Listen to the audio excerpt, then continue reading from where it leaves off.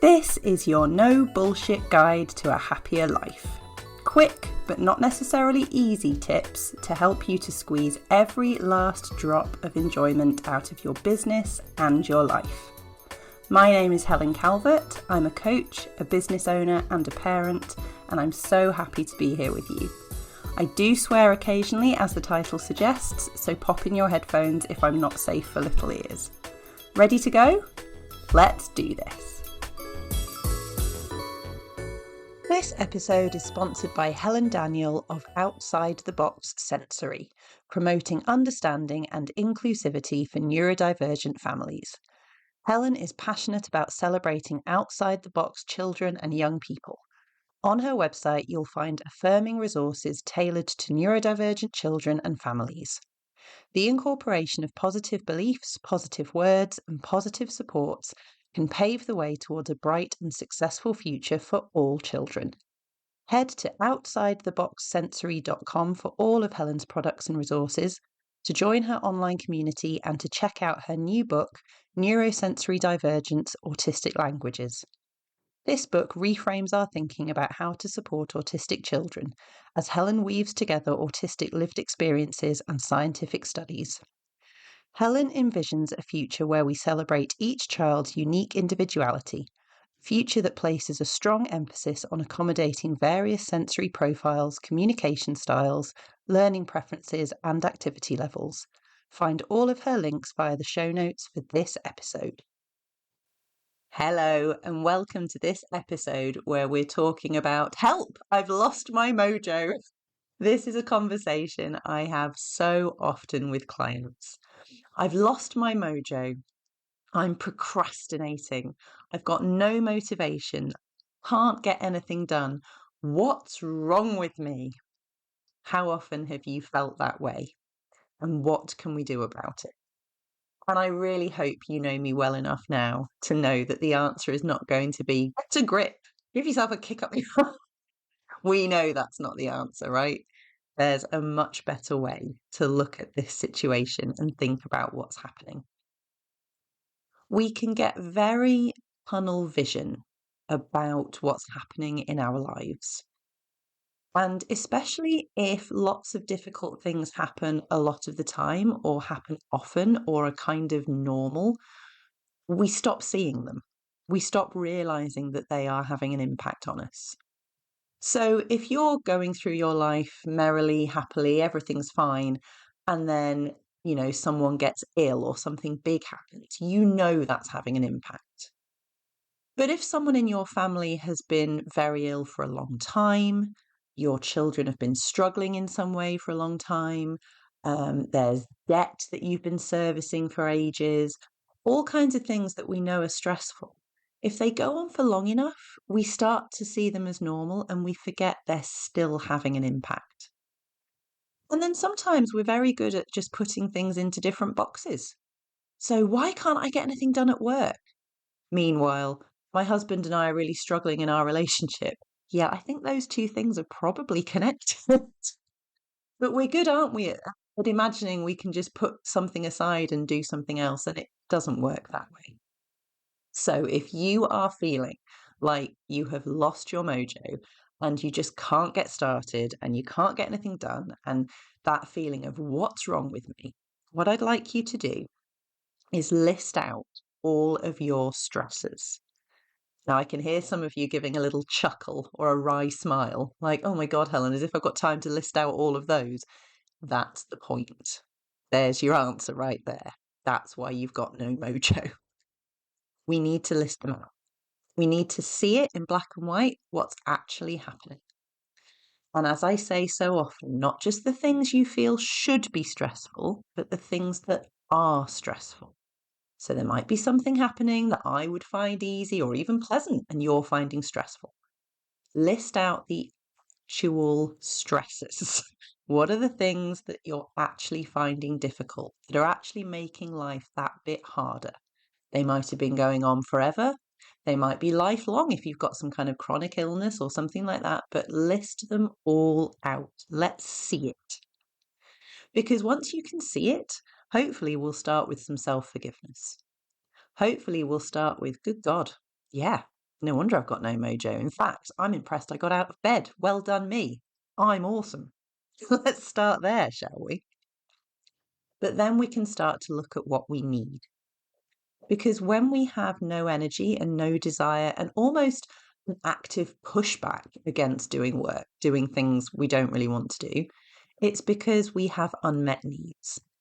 So, what is it that we need?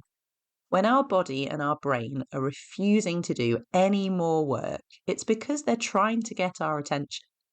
And pushing ourselves harder and getting cross with ourselves is the opposite of what's helpful. They're trying to get our attention. What is it they need? Have you done something big recently? Maybe the stresses are actually pretty low, not least because you've just finished something huge that was stressful. So that's done now, Helen. Why haven't I got any energy? Well, have you rewarded yourself for doing the big thing? Or did you just expect yourself to go flying into the next thing with no pause, with no recognition, with no moment to celebrate? Again, that's probably why. If you've done something big and stressful or big and amazing, do you deserve a reward? Do you deserve a big hug for doing the hard thing? Do you deserve just a bit of time? Just half a day to chill? Have you actually given yourself a moment? Or again, are your body and brain clamoring? Excuse me, we need a little bit of time to recover before you try and push us into the next thing. Because let's think about what's actually happening here. I often come across people who procrastinate, find it hard to get started, frequently lose motivation, and they get very cross with themselves and they think that they're somehow defective. Because, there are people out there who can just get on with it. They're so organized. They always get stuff done. They don't seem to have these problems. Those people are seen as somehow impressive. Yeah, I'd like to flip that script, please. Because the part of you is absolutely refusing to do any more work until it's had a break is the part of you that loves you. This is an amazing thing. That is your self-worth shining through, and boy, am I glad you have it. There is a part of you that is like, nope, I'm not doing one more boring thing until you give me something fun. I'm not doing one more tiring thing until you give me some rest. I'm not doing one more scary thing until you wrap me up in a blanket and give me a hug. I'm not having it. That is the voice of your self-worth, and it's completely right. You deserve all of those things. Those people who never listen to that voice and just push on, maybe they don't even have that voice, right? How scary is that? They don't even have a part of them that loves them. But let's say they have it, but they ignore it and squash it. And they look very impressive now, don't they? Oh, look at them go. They never stop. Yeah, those people are heading to a heart attack, burnout, mental breakdown, early death, severe illness. These are not pleasant things that we should be aiming for. And those things are going to happen because they didn't listen to the part of them that loves them, that says no more. So I want you to think about that. I don't want any more of this self-talk that you're hopeless and lazy. Oh my God, I hate the word lazy. I have never met a lazy person. I have met overwhelmed people, exhausted people, mentally ill people, neurodivergent people, people who just needed a break, people who are going through hard shit, but I have yet to meet a lazy person. I don't believe the concept actually exists. What I want you to think about is this is not a bad thing. It's a frustrating thing when you're thinking, yeah, but I've got stuff to get done. I know, but it's good that there is a part of you that wants more for you out of life than just endless bloody work and the daily to-do list. If you are expecting your body and mind to wake up, do all the chores, complete all the obligations, finish the to-do list, do some more chores, then go to bed every day, even just for 5 days, let's say you've got a lovely weekend plan, but even just for 5 days straight, I think there's a part of you that's like, sod that. That isn't the life I signed up for. That's not what I want. Where's the fun? Where's the rest? Where's the enjoyment? Where's the humour? Where's the laughs? Where's the socialising? Where's the space for having emotions? Where's the space to have a cry or a rant? Or, we're not robotic. And anyone who appears robotic, I fear for their health because there's stuff they are squashing, important human stuff. So, what is it you actually need? I know most of you are sort of yelling at me now, going, some sleep. Please get some sleep. Or, some fun. Or just something not boring. Or to just stop. Or some sex. Have some sex. Let's have some of that. That's always nice in the day, isn't it? Whoever told us that has to happen at night time when we're tired? No, no, no. That's an afternoon activity. Surely. What do we actually need? Please think about it. List out what's truly going on and think about what that list is telling you that you need. And you may have slept well, and you may have been to the gym, and you may be hydrating like a pro, but there are more needs than just those things. So even if you think you're doing all the right things, you're being such a good girl and I'm eating healthily, and what other needs are not being met? And some of them are going to be tricky to meet. We know this. We've talked about needs so much, and we know that some needs mean that other people need to help us, or we have to have tricky conversations, or we have to change things. If that's the situation, if you're looking at your list and you're thinking, well, I can see what I need, but buggered if I know how I'm going to get any of that, that might be the time that you come to me. As a life coach, that's one of the things that I do a lot of work on, helping people to figure out how to get their needs met, what's standing in the way, what realistically can be done, different ways of looking at it. Where do we feel stuck? Are we actually stuck? There's always a solution. So maybe that's when you head to the show notes for this episode and find out how to contact me and we have a bit of a chat. But I think you'll find that there will be needs there that shine through when you really think about what's happening, that you can meet relatively easily or meet a little bit of. We'd love to have a spa day, but we don't have time. Fine, book a half-hour massage. We'd love to go for a long walk up a mountain, but we don't have time. Go for a 15-minute walk around the block. Don't just dismiss the need because you can't fully meet it. Meet it a little bit. And then, like we said last episode about planning, let's plan the big thing. When are you going to have the spa day? When are you going to go up the mountain? Plan that in and do a little bit of it now. Because that part of you loves you. Yes, it wants you to look after yourself, but it also just wants to feel heard. And this is where sometimes the self-talk comes in. Yeah, I know we're working really hard. You're right. We haven't done anything fun for ages. You negotiate with it a little bit. I really can't take the time off today, but how about we push through today if we possibly can? Come on, stick with me, body.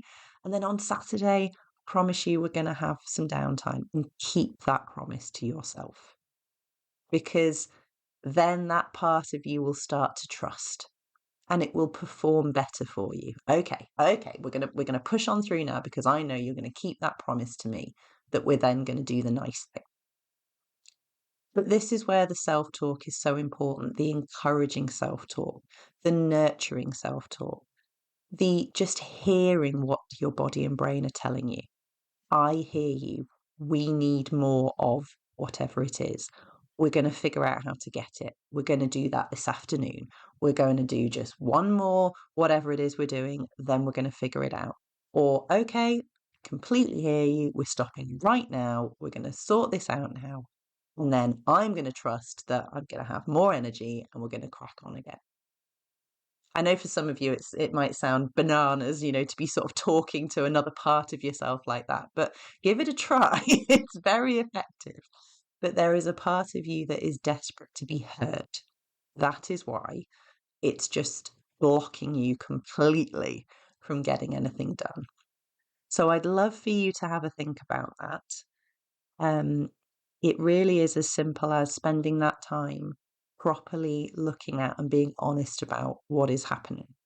And if something has been happening for a long time, like, Helen, I've had arthritis my whole life. I'm always in pain. This isn't a new thing. Okay, that's cumulative, right? So at some point, even if you're used to it and it's gone on forever, maybe your body's just like, I'm kind of done with this shit now. And if we don't change it up and come up with a new self-care routine, I'm just going to stop because I've had enough. So think about what needs to be heard. And if we do that with excessive kindness to ourselves, I promise you we can squeeze every drop we can of enjoyment out of our lives. Speak to you next time. Thank you so much for listening. Did you know that my first book is now available to purchase online? Check out the show notes for details of how to get your hands on a copy. If you enjoyed this episode, I'd be so grateful if you could leave me a review, and don't forget to subscribe so you know when new episodes are up. If you would like to work with me one-to-one or follow more of my content, you can find out how in the show notes. See you next time.